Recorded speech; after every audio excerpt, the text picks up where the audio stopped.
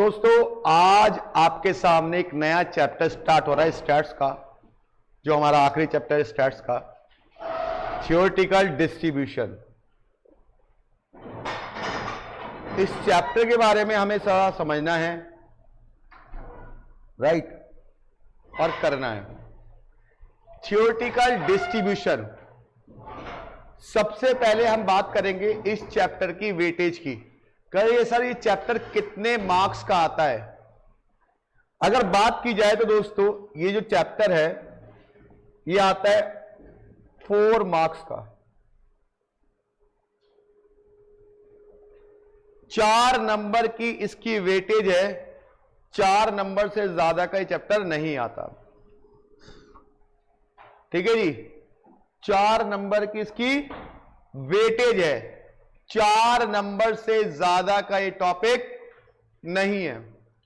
अब 4 नंबर में से दोस्तों 3 नंबर तो आप इजीली ला सकते हो इस चैप्टर के अंदर, बस 1 नंबर के लिए जद्दोजहद करनी पड़ती है। इसके अंदर 4 क्वेश्चन आते हैं जिसमें से 3 क्वेश्चन इजी होते हैं, 1 क्वेश्चन का लेवल थोड़ा अप होता है इसके अंदर, राइट।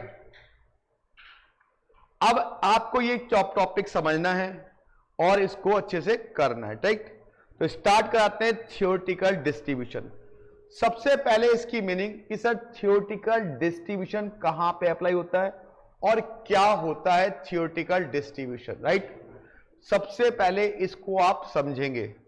देखिए इसके लिए आपको प्रोबेबिलिटी का पी पता होना चाहिए, प्रोबेबिलिटी का पी पता होना चाहिए। आप बात करें तो थ्योरेटिकल और प्रोबेबिलिटी एक दूसरे सगी बहनें या सगे भाई है,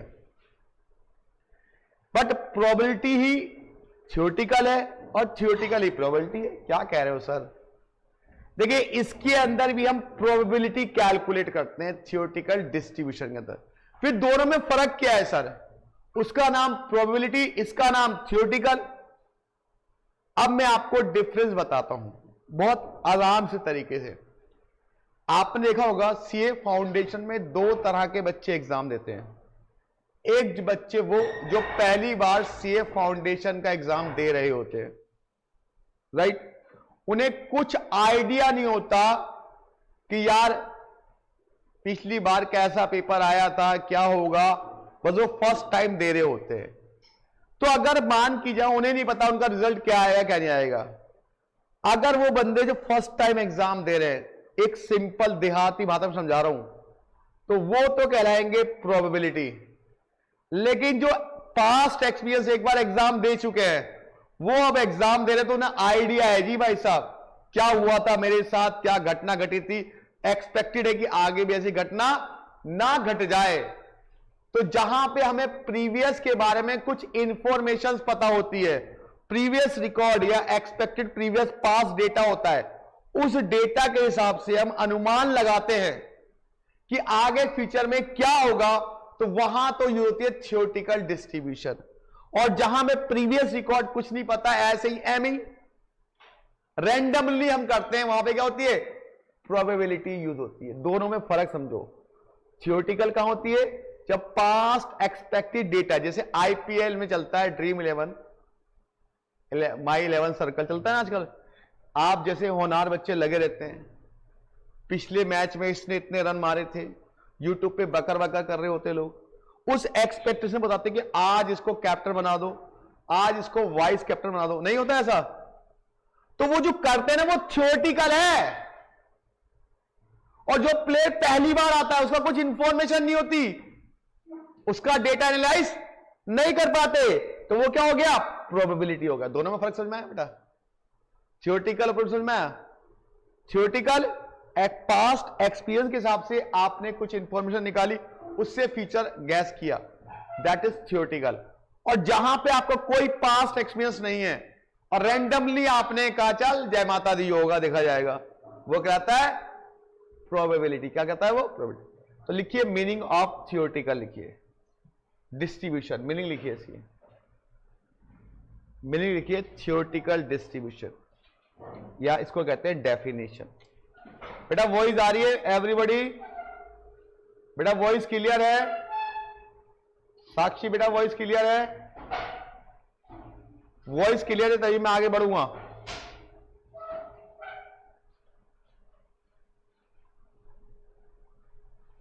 साक्षी ने मैसेज, यस सर, ओके। अब आप लिखते हैं इसकी डेफिनेशन, लिखिए डेफिनेशन। तो उस कपड़ा लाना एक मिनट, बस ये सिस्टम धूल आ गया, ये लो, चलो लिखिए इसकी डेफिनेशन। डेफिनेशन किसकी डेफिनेशन बेटा? थ्योरेटिकल डिस्ट्रीब्यूशन की डेफिनेशन लिखिए। In theoretical distribution, theoretical distribution, in theoretical distribution we calculate probability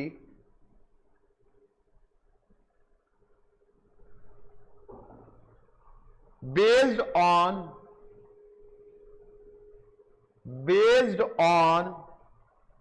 expected observation from past experience। क्या आपको डेफिनेशन समझ में आई बेटा? तो थ्योरेटिकल में हम क्या करते हैं? पास्ट एक्सपीरियंस के हिसाब से प्रोबेबिलिटी कैलकुलेट करते हैं कि क्या हो सकता है। जैसे अमन भाई से पूछेगा तो अमन भाई पक्का पास्ट एक्सपीरियंस से बता देगा कि क्या हो सकता है।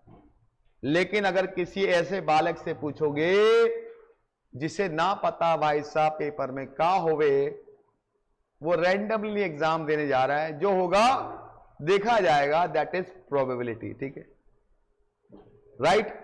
चलिए अब प्रोबेबिलिटी थ्योरेटिकल डिस्ट्रीब्यूशन बेटा दो तरह की सीरीज में कैलकुलेट होता है। पहले बताइए डेफिनेशन क्लियर होगी बेटा? क्लियर, ठीक है जी। अब इधर आइए, अब इसमें लिखिए थ्योरेटिकल डिस्ट्रीब्यूशन का एक चार्ट बना हुआ है। चार्ट बना हुआ था थ्योरेटिकल डिस्ट्रीब्यूशन। इस किसके होता है? एक डिस्क्रीट प्रोबेबिलिटी के अंदर और किसके होता है? कॉन्टिन्यूअस प्रोबेबिलिटी है। डिस्क्रीट में कौन कौन सा होता है? बायनोमियल और पॉइजन। कॉन्टिन्यूअस में क्या होता है? नॉर्मल। तो फटाफट चार्ट बना लो। थ्योरेटिकल डिस्ट्रीब्यूशन बेटा डिस्क्रीट प्रोबेबिलिटी के अंदर होता है और कॉन्टिन्यूअस के अंदर। डिस्क्रीट में दो होते हैं, बायनोमियल और पॉइजन। कॉन्टिन्यूअस में केवल क्या होता है? नॉर्मल। इसके अलावा तीन तरह के थ्योरेटिकल डिस्ट्रीब्यूशन हमें पढ़ने हैं इसके अंदर। तो फटाफट एक चार्ट बना लीजिए। थ्योरेटिकल प्रोबेबिलिटी डिस्ट्रीब्यूशन, पहला होता है डिस्क्रीट, दूसरा होता है कॉन्टिन्यूअस। डिस्क्रीट में दो होते हैं, बाइनोमियल और पॉइजन, और उसमें होता है नॉर्मल और बस नॉर्मल ही होता है उसमें।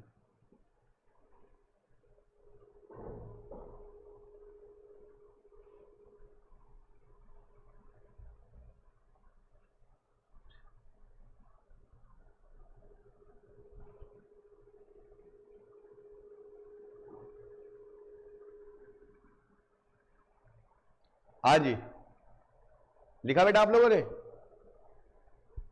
या नहीं?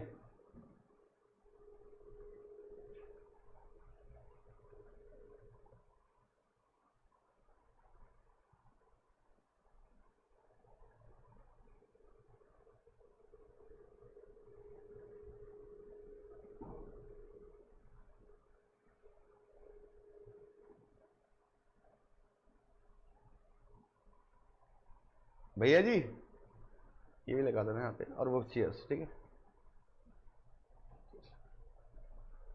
इसको भी सफाई करके इसको भी।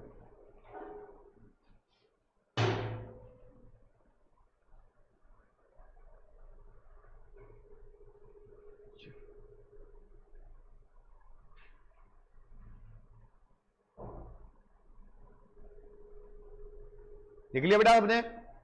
तो थ्योरेटिकल डिस्ट्रीब्यूशन बेसिकली दो तरह की प्रोबेबिलिटी होता है, डिस्क्रीट में और कॉन्टिन्यूअस में। तो ये क्वेश्चन पूछ सकता है कि डिस्क्रीट में कौन कौन सा होता है, आप बोलोगे बाइनोमियल और पॉइजन।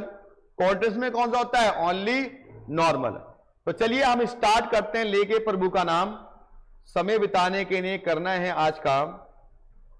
चलिए, तो अब हम लोग बात कर रहे हैं किसकी, बाइनोमियल। पहला कौन सा आ गया, बाइनोमियल डिस्ट्रीब्यूशन। तो फटाफट पहली हेडिंग बना लेंगे, बाइनोमियल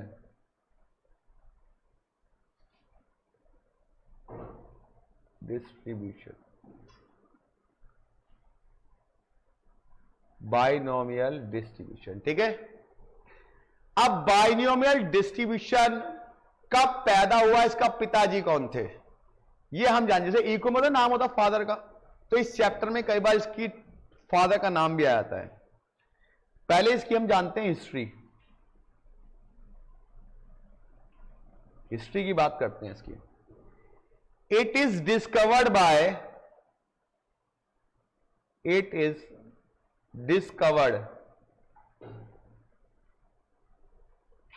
बाय जेम्स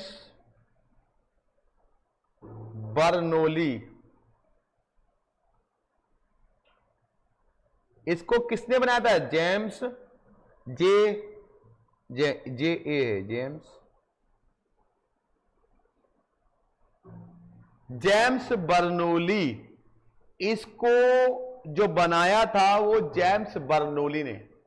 तो पेपर में ये आ सकता है कि बाइनोमियल डिस्ट्रीब्यूशन की डेफिनेशन किसने दी थी, किसने इसका जन्म दाता है, तो क्या बोलोगे, James Bernoulli. Number 2 point,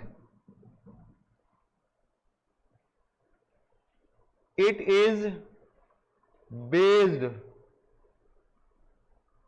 on 2 outcomes. It is based on 2 outcomes. ये केवल 2 ही आउटकम की बात करता है।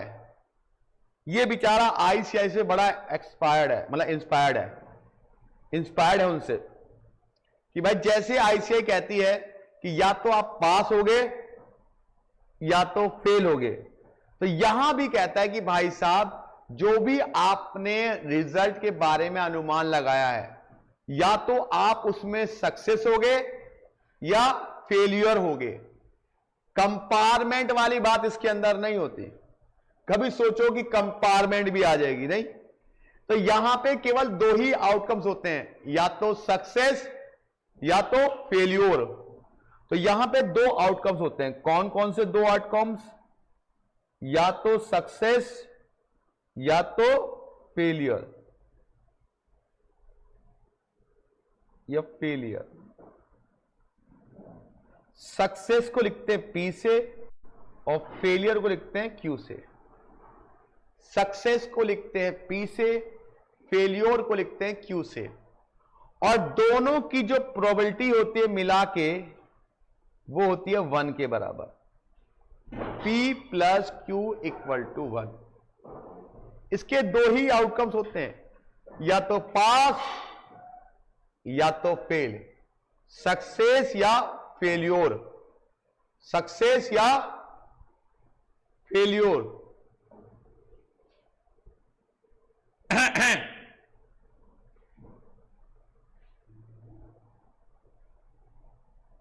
एसी का बटन चल दो ना, एसी का बटन चल। चलिए, सक्सेस या फेल्योर, या तो आप पास या तो आप फेल, 2 ही बातें होंगी किसके अंदर, बाइनोमियल डिस्ट्रीब्यूशन के अंदर। इससे ज्यादा बात नहीं करता ये, ठीक है। इसके जो वेरिएबल होते हैं ना, जैसे कभी भी इसके वेरिएबल जो है पॉइंटों में नहीं आते, या तो 1 या 2 या 3 या 4। कभी देखा इसी रिजल्ट पॉइंटों में आना,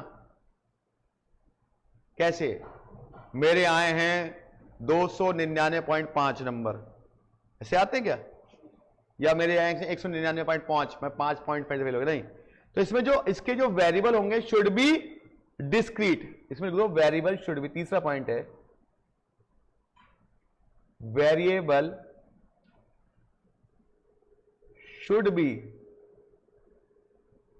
क्या, डिस्क्रीट। क्या होंगे बेटा, डिस्क्रीट। फॉर एग्जाम्पल, किस तरह के इसके वेरिएबल होंगे, या तो 1 या तो 2 या तो 3 या तो 4 डैट डैट डैट, मतलब पॉइंटों में नहीं होंगे, जो इसकी वैल्यूज होंगी किसकी, जो हमारा रिजल्ट की वैल्यूज पॉइंटों में नहीं होंगी। ठीक है, अब ये मत बोलना कि आंसर पॉइंटों में नहीं आ सकता, वेरिएबल्स की बात कर रहा है, 2 सक्सेस 3 सक्सेस 4 सक्सेस ऐसी बात कर रहा है, रिजल्ट तो पॉइंटों में आ सकता है इसका। बताऊंगा कैसा क्वेश्चन है, अभी क्लियर हो जाएगा आपको। फिलहाल आप ये लिख लो अच्छे से। देखिए बेटा, आप एक बात याद रखिए कि मैं कंटेंट ऑलरेडी अपलोडेड है, पूरा syllabus A to Z previous question के साथ साथ, अगर आप देखेंगे सब मैंने करा के रखा हुआ है। लेकिन मैं रिवीजन भी कराना चाहता हूं कि भाई साहब आपको अच्छे से और क्लियर हो जाए, क्योंकि घर बैठ के क्या होता है ना, जो हम वीडियोस देखते हैं ना उसमें होता है 2x का खेल, और जो यहां पढ़ाई होती है उसमें होता है 0.5x का खेल। तो स्लोली स्लोली आप चीजें सीखते हो। चलिए आगे। अब बेटा इसके अंदर बेटा एक फॉर्मूला होता है, एक फॉर्मूला, जिसने 11 पढ़ी है उसको भी दिक्कत नहीं, जिसने नहीं पढ़ी उसको भी दिक्कत नहीं, लेकिन जिसने कॉम्बिनेशन पढ़ा था, अभी मैंने कुछ दिन पहले कराया था सी, बस वो पता होना चाहिए। तो इसका एक फॉर्मूला होता है, अभी अप्लाई करना बताऊंगा, लेकिन फॉर्मूला लिख लो इसका। इसका फॉर्मूला क्या होता है, बाइनोमियल डिस्ट्रीब्यूशन का। किसी चीज की भी जो प्रोबेबिलिटी ऑफ एक्स निकालते हैं, पी प्रोबेबिलिटी ऑफ एक्स, इसका फॉर्मूला होता है N C X into probability of X power और क्यू की पावर एन माइनस एक्स। क्या होता है, अब यहां पे होगे सर एन क्या होता है, सब क्या, अब एन का मतलब यहां पे क्या होता है, नंबर ऑफ ट्रायल्स। क्या होता है बेटा, नंबर ऑफ ट्रायल। एक्स का मतलब होता है एक्चुअल नंबर ऑफ सक्सेस, और पी का मतलब होता है प्रोबेबिलिटी ऑफ सक्सेस। क्यों का होता है प्रोबेबिलिटी ऑफ फेलियर। अब आपको ये क्वेश्चन एग्जाम में मिलेगा कई बार। अब बच्चे देख के डर रहे होंगे, डरना नहीं है बेटा, बड़ा आसान है, एकदम लाडू। बट हां ये फॉर्मूला आपको याद होना चाहिए, इसके लिए दो राय नहीं है, इसके लिए मैं कुछ नहीं कर सकता। ये आपको बाइनोमियल डिस्ट्रीब्यूशन फॉर्मूला याद होना चाहिए। अब आप इस फॉर्मूले का यूज कैसे करोगे, यूज कैसे करोगे, ठीक है भाई, यूज करने की बात आ रही है। अब तो करा जाए या नहीं किया जाए, किया जाए सर, किया जाए। आपको मैंने जब प्रोबेबिलिटी पढ़ाई थी तो वहां पे 4 कॉइन्स तक की बात बताई थी, याद है आपको, कि 4 कॉइन्स उछाले गए, तो मैंने 11 का जादू बताया था वहां पे। यदि 3 कॉइन है तो 11 का जादू, शॉर्टकट ट्रिक बताई थी कि विदाउट सैंपल इस पे बनाए आप कैसे प्रोबेबिलिटी को कैलकुलेट करो, बताया था, याद है। लेकिन अगर कॉइन्स 5 हो जाएं, कॉइन्स 6 हो जाएं, कॉइन्स 7 हो जाए, तो भाई साहब वो ट्रिक क्या, दुनिया की सारी ट्रिक फेल हो जाती है। तो अगर कभी क्वेश्चन 5 कॉइन्स का है, 6 कॉइन्स का है, 7 कॉइन्स का है, तो दोस्तों केवल लगेगा बाइनोमियल डिस्ट्रीब्यूशन। क्या लगेगा, बाइनोमियल डिस्ट्रीब्यूशन लगेगा। 4 कॉइन्स तक तो आपका प्रोबेबिलिटी का कॉन्सेप्ट चल जाता है, क्योंकि 5, 6, 7, 8, 9, 10 ऐसे में क्या लगता है, बाइनोमियल डिस्ट्रीब्यूशन। अब कैसे लगता है, एग्जाम में क्वेश्चन कैसे आता है, एक एग्जांपल करते हैं, इस फॉर्मूले को अप्लाई करते हैं और हमारे आंसर सॉल्व करते हैं। चलिए तो एक एग्जांपल लेते हैं, एक एग्जांपल फिर क्वेश्चंस, एक एग्जांपल फिर क्वेश्चंस, एक एग्जांपल मेरी तरफ से, फिर आपको एक एग्जांपल मैं दूंगा, आप करिएगा, फिर एक बुक का क्वेश्चन, कहानी खत्म बाइनोमियल के, मतलब ये एक वाले कॉन्सेप्ट की। एक एग्जाम्पल ले लेते हैं, एग्जाम्पल ले ले भाई या नहीं ले? देखिए, एक कॉइन इज टॉस्ड, एक कॉइन इज टॉस्ड 5 टाइम्स। एक कॉइन 5 बार उछाला गया है, ठीक है। फाइंड प्रोबेबिलिटी ऑफ 2 हेड, केवल 2 हेड आने चाहिए, इस बात की प्रोबेबिलिटी। अब बच्चे क्या करते हैं, सोचते ये प्रोबेबिलिटी का क्वेश्चन है। नहीं भाई, 90% तो यही सोचेंगे प्रोबेबिलिटी का क्वेश्चन है, बस उनकी बुद्धि चलना बंद। 4 कॉइन्स तक आप लगा सकते हो प्रोबेबिलिटी कॉन्सेप्ट, 4 कॉइन्स के बाद नहीं लगता, तब लगाना पड़ता है आपको बाइनोमियल। अब इस क्वेश्चन करने का आसान तरीका, एक बच्चे ने मुझसे पूछा सर 5 कॉइन है 6 कॉइन है, मैंने कहा रुक बाइनोमियल आएगा वहां बताऊंगा मैं। तो 4 कॉइन तक तो मैंने ट्रिक थी 11 का जादू वाला, अब यहां पे 5 हेड कॉइन्स वाला आ जाए तो कैसे करेंगे? सबसे पहले जो फॉर्मूला है उसको लिखो। आपका फॉर्मूला क्या था अभी? Probability of x equal to NCX। Exam में लिखने की जरूरत नहीं है, फॉर्मूला डायरेक्ट कर दे रहा, लेकिन यहां तो समझा रहा हूं तो लिख रहा हूं, इंटू p की पावर x इंटू q की पावर n-x। ठीक है भाई, यहां तक कोई दिक्कत? सबसे मैंने पहले फॉर्मूला लिखा, मैंने समझने के लिए, एग्जाम में लिखने की जरूरत नहीं है। अब n क्या होता है? n का मतलब है आपने सिक्का कितनी बार उछाला, तो n कितना हो गया यहां पे 5।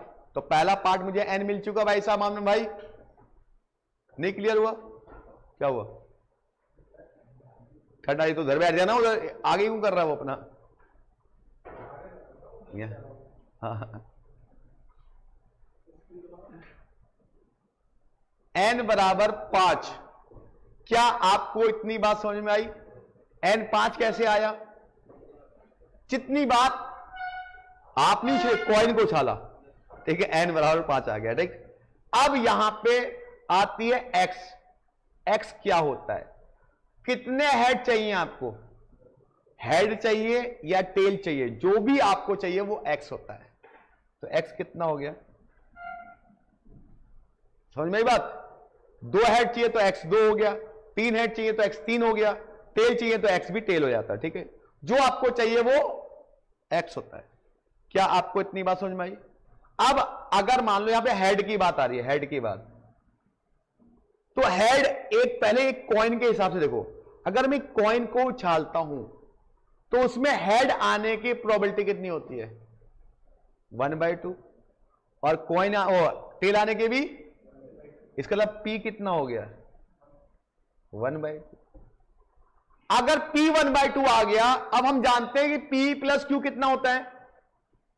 p प्लस q 1 होता है। तो अगर p 1/2 तो q भी कितना होगा? नहीं बात समझ में आई? q भी कितना होगा? 1/2। अब बताओ क्या रह गया मेरे पास? n आ गया, x आ गया, p आ गया, q आ गया, सारी चीज वैल्यू आ गई। अब इस फॉर्मूले में वैल्यू को पुट करना है। n कितने? तो प्रोबेबिलिटी ऑफ 2 निकालना है, x 2 था, 5 c 2, ठीक है भाई। x की जगह 2 रख दिया, n की जगह 5 रख दिया, इनटू क्या था? p की पावर x। तो p कितना है? 1/2 की पावर x कितना था? 2, इंटू 1/2 की पावर क्या था? 5 minus x, n minus x, तो कितना होगा? 3 होगा भाई। क्लियर? अब इसको सॉल्व कर दो, बच्चों वाला क्वेश्चन। कैसे सॉल्व करेंगे? 5c2 करेंगे ना, 5 को 2 बार खोलते हैं, डिवाइड बाय 2 फैक्टोरियल, ये 1/4 हो गया, 1/8 हो गया, ये 2 से काटा, ये 2 फैक्टर मतलब 2 ही होता है, 10 इंटू 1/4 इंटू 1/8। किससे कट रहा है? 2 से, 5, तो 5/, दैट्स योर आंसर। अब 5 कॉइन आए या 6 कॉइन आए, 7 कॉइन आए, तुम्हारे भाई को सब आ गया। थारा भाई जोगिंदर सब कर सकता है। तो आप सब क्वेश्चन कर सकते हो, 5 कॉइन, 6 कॉइन, 7 कॉइन, 8 कॉइन का। तो कुछ अमन भाई बुद्धि में घुसा, ये पहले टफ लगता था, अगर मैंने ध्यान दिया तो अब आसान लगा। ध्यान देने पे होता है बेटा, ध्यान दोगे तो चीजें आसान होती जाएंगी। और ये लॉ नहीं है मैथ्स से, मैं बार बता रहा हूं। लॉ वो होती है जिसको आपको अपनी अंग्रेजी से अच्छा करना पड़ता है। देखिए, और मैथ वो है जो प्रैक्टिस करने से अपने आप अच्छी हो जाती है।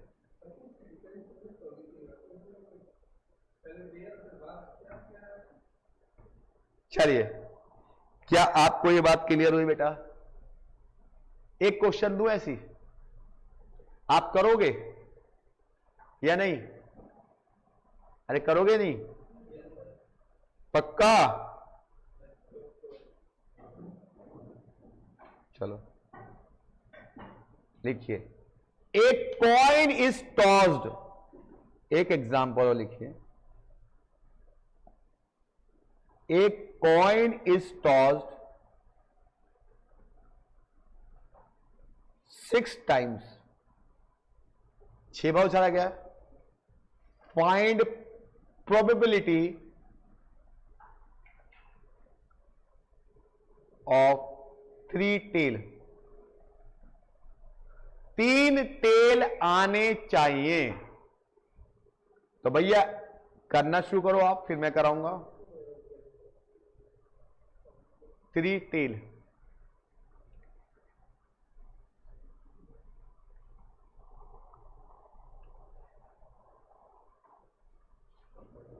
तो यहां पे n तो कितना हो गया 6, x कितना होना चाहिए 3, p तो वही रहेगा 1/2, q भी कितना रहेगा। अब तो वैल्यू पुट करनी है मेरे भाई, अब तो वैल्यू पुट करनी है मेरे भाई। इस संडे को मैं क्लास लूंगा, आपको मैसेज कर दूंगा।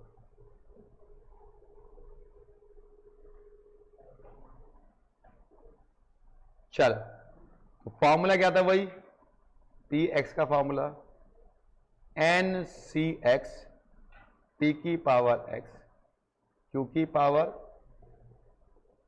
N minus x.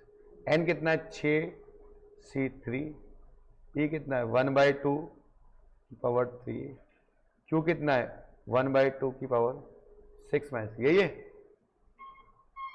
अब 6 थी 3, मतलब 6 को 3 बार 6, 5, 4 divide by 3 factorial, 3 factorial into 1/2 मतलब 1/8, ये भी 1/8। तो ये 6 से ये कर जाएगा 3 फैक्टर 6, क्योंकि 3 इंटू 2 इंटू 1 होता है, 20 इंटू 1/8 इन 1/8। 4 से 4 पंजे 20, 4 दूनी 8, कितना आया, सेम आंसर आया। तो आई होप थोड़ा बहुत समझ में आया ये क्वेश्चन कि करना कैसे। जो बच्चा समझ जाएगा अच्छी बात, जो नहीं समझेगा कोई बात नहीं, वो छोड़ देगा। ऑप्शन क्या उसके पास और, बट जो बता रहा हूं ना बहुत आसान तरीके से बता रहा हूं मैं आपको। हाँ, दोनों ही चैप्टर आते हैं। हाँ, वाह वाह रे वाह वाह, 4 कोई से तो प्रोबेबिलिटी कर दियो, 5 कोई 6 कोई कर दियो। बोला तो ये बात अभी, 4 कोई तो 11 का जादू लगा दियो, ये तो है ही है थियोरेटिकल। चलो अब लिखिए इसकी प्रॉपर्टीज, जो बहुत इंपॉर्टेंट थ्योरी में आती हैं। इससे क्वेश्चन पक्का आता है प्रॉपर्टी से, 1 नंबर का। लिखिए प्रॉपर्टीज ऑफ बाइनोमियल।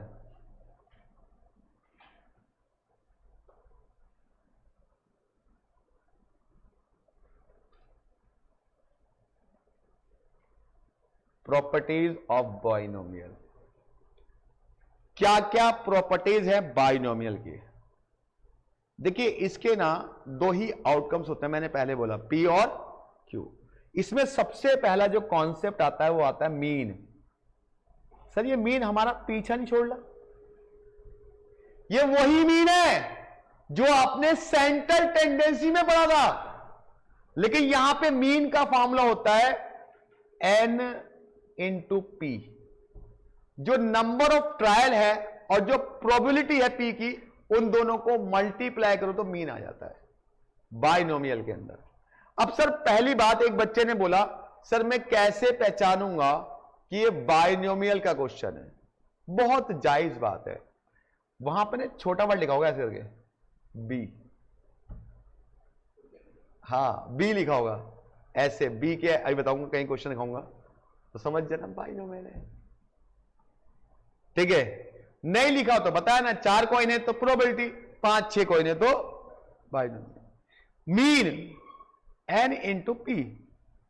दूसरा होता है इसके अंदर वेरियंस। वेरियंस याद है आपको क्या होता था? SD का स्क्वायर, याद है? यहां पे वेरियंस क्या होता है? तीनों की घुसम पट्टी N P इंटू Q। अगर आप तीनों की मल्टीप्लाई कर दोगे तो क्या आ जाएगा? वेरियंस आ जाएगा। ये याद नहीं हो सकते क्या आपसे? याद करने पड़ेंगे भाई साहब, ये पेपर में डायरेक्ट पूछता है थ्योरी में, बाइनोमियल का मीन क्या होता है, बाइनोमियल का वेरियंस क्या होता है, थ्योरी में क्वेश्चन पूछता है आपसे। तीसरा पॉइंट, SD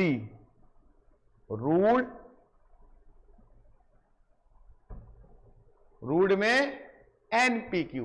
रूट के अंदर तीनों की मल्टीप्लाई करो तो क्या आता है? SD आ जाता है। क्या आता है? अब आता है बेटा मोड। अगला कॉन्सेप्ट है मोड का। आई होप आपको यह बात समझ में आ रही होगी। मोड पे चले बेटा। Mode is very important, paper है बहुत आता है इसका क्वेश्चन। मोड कह रहा पूरी स्टैट्स आ गई तो मीन मोड मीडियन सब आ गया, मीडियन नहीं होता इसके अंदर, वो क्यों छोड़ा, वो भी लिख देते। मोड क्या होता है? इसके अंदर एक से ज्यादा मोड हो सकते हैं और एक मोड भी हो सकता है। इसके अंदर जो मोड होता है वो सिंगल भी हो सकता है और एक से, तो अब सिंगल कब होगा और ज्यादा कब होंगे? तो मोड की 2 कैटेगरी है इसमें। पहली कैटेगरी है यूनी मॉडल। यूनी मॉडल मतलब only one mod, only one mod. और अगर एक से ज्यादा मोड हो तो उसे कहते हैं bimodal. More than one mode, more than one mode. एक से ज्यादा मोड और एक से एक मोड, दो हो सकते हैं, दोनों केस हो सकते हैं।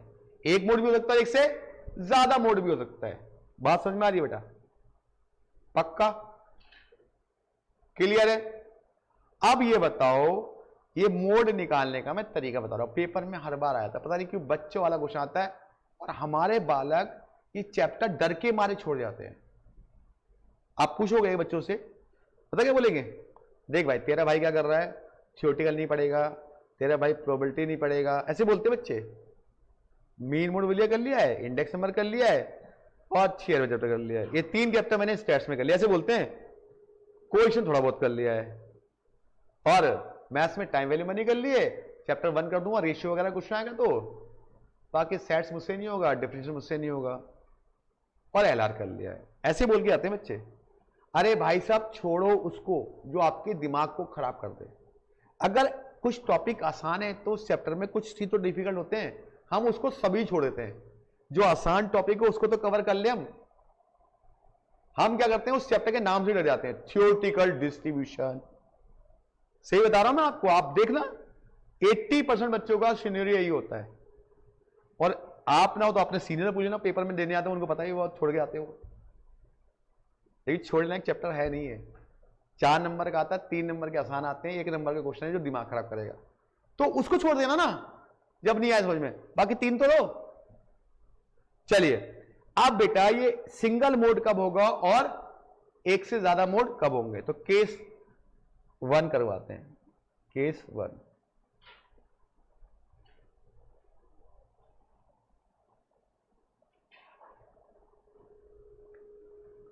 if n+1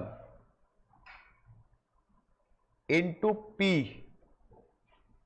is non integer। Non integer, non integer का मतलब क्या होता है, जो पॉइंटों में हो। इंटीजर पॉइंटों में नहीं होता, नॉन इंटीजर क्या होता है, पॉइंटों में होता है। बात समझाइए। देन ओनली 1 मोड, तब एक मोड होगा। Then only 1 mode. एक एग्जाम्पल कराएं, एक एग्जाम्पल कराते हैं। अगर ये नॉन इंटीजर है, I repeat my word, non integer का होता है पॉइंटों में होना, इंटीजर तो पॉइंटों में नहीं होते ना, ठीक है। अब एग्जाम्पल लेते हैं। इफ n बराबर ले लिया मैंने, मान लीजिए 10, n बराबर कितना ले लिया 10, ठीक है, और p बराबर ले लिया मान लीजिए 1/3 या 1/2, कुछ भी ले लो, 1/2 ले लूं, कुछ भी ले लो, कोई फर्क नहीं पड़ता, ले ले 1/2। अब मैं इसको सॉल्व करता हूं। n+1, n कितना है 10 +1 इंटू में 1/2, यही आएगा भाई। इसको सॉल्व करो ना बेटा, मैं वैल्यू पुट करके कितना आ गया, ये तो पॉइंटों में आ गया, तो हो गया ना नॉन इंटीजर। अब इसमें मोड कौन सा होगा सर, पॉइंट से पहले जो भी वैल्यू लिखी जाएगी, पॉइंट से पहले जो भी वैल्यू होगी इट इज मोड। तो मोड कितना हो गया, पॉइंट से पहले जो भी वैल्यू होगी वो मोड कहलाएगी। आया मन भाई थोड़ी बहुत बात समझ में। n+1 इंटू पी किया, और पॉइंटों में अगर वैल्यू आती है तो नॉन इंटीजर हो गया, और पॉइंट से पहली वाली वैल्यू कहलाएगी क्या, मोड। क्या कहलाएगी, मोड। पॉइंट से पहली वाली वैल्यू मोड कहलाएगी। आई थिंक बात समझ में आ रही है बेटा। ऑनलाइन में जो भी बालक है उसको बात समझ में आ रही है बेटा या नहीं आ रही है। देखो बहुत स्लो पढ़ा रहा हूं, कोई स्पीड नहीं है मेरी, और पूरी कोशिश कर रहा हूं कि आपको क्लियर हो जाए बातें। चाहे आपने फर्स्ट टाइम पढ़ ले हो, चाहे प्रोबेबिलिटी, तब भी मैं आप कोशिश करूं कि आपको समझ में आ जाए कि n+1 इंटू पी, राइट, ये मोड क्या होता है। अब बेटा आता है case number 2। If n+1 into P is integer, then 2 mode. तब 2 मोड होंगे बेटा। अगर n+1 into P is integer होगा तब क्या होंगे, 2 मोड होंगे। ठीक है जी, कैसे करा जाए, करा जाए या नहीं किया जाए, कंफर्म्ड लिखिए। n मान के चलिए आप, कितना है आपका है 9, राइट, और p है आपका 1/2। अब आपको निकालना है यहां पे किसकी वैल्यू, n+1 इंटू पी निकालना है। तो n कितना है 9+1, तो p कितना है 1/2, कितना आ गया 10 इंटू 1/2, कितना आ गया 5। अब या तो सर एक ही वैल्यू आई है, 2 मोड कैसे हो गए, तो पहला मोड होगा ये जो आपने निकाला है, कितना निकाला है 5, और दूसरा मोड होगा इसका 5 - 1, -1 कर देंगे जो भी वैल्यू सॉल्व करके आएगी उसमें से अगर आप इसको किताब की लैंग्वेज में समझेंगे, पहला मोड होगा n+1 इंटू पी, ये पहला मोड, और दूसरा मोड होगा n+1 इंटू p-1, ये दूसरा मोड होगा। ठीक है जी, ये पहला मोड और ये दूसरा मोड। क्या आपको मेरी बात थोड़ी बहुत समझ में आई बेटा? कोनो दिक्कत? पक्का कंफर्म्ड? तो हमारे दो मोड होते हैं, कब? जब वैल्यू इंटीजर हो, और नॉन इंटीजर में क्या होता है? सिंगल मोड होता है। राइट नाउ चलिए चलिए जी, बहुत बढ़िया जी, बहुत बढ़िया। तो मोड, अब दोस्तों कुछ अच्छी अच्छी बातें और करते हैं और कुछ अच्छे अच्छे फीचर्स और लिखते हैं। ठीक है, करें कुछ अच्छी अच्छी बातें और फीचर्स की बात करते हैं। अब लिखिए features of binomial. Features of binomial, binomial के फीचर्स क्या हैं? फीचर्स ऑफ बाइनोमियल, कि बाइनोमियल के फीचर्स क्या है बेटा? पहला फीचर्स, इफ p 1/2 या 0.5, कुछ भी हो सकता है, बात तो एक ही भाई। तो इसका जो ग्राफ बनेगा ना, वो बनेगा सिमेट्रिकली। क्या बनेगा? इसका जो ग्राफ होगा वो क्या होगा? सिमेट्रिकली। सिमेट्रिकल क्या होगा? सिमेट्रिकल का मतलब होता है लेफ्ट और राइट की वैल्यू क्या होगी?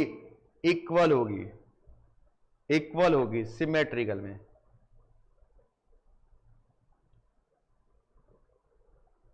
राइट। दूसरा,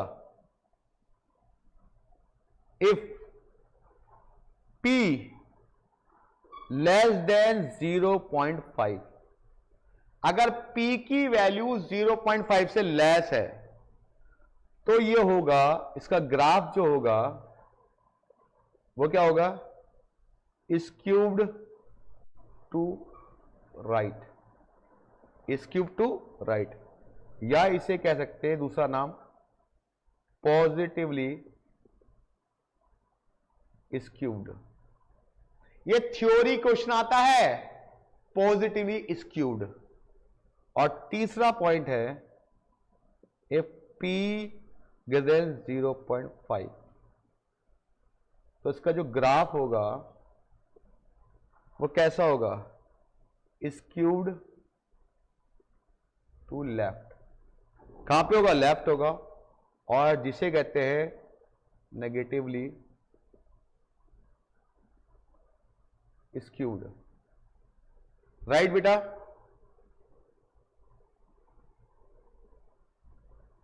नेगेटिवली स्क्यूब्ड।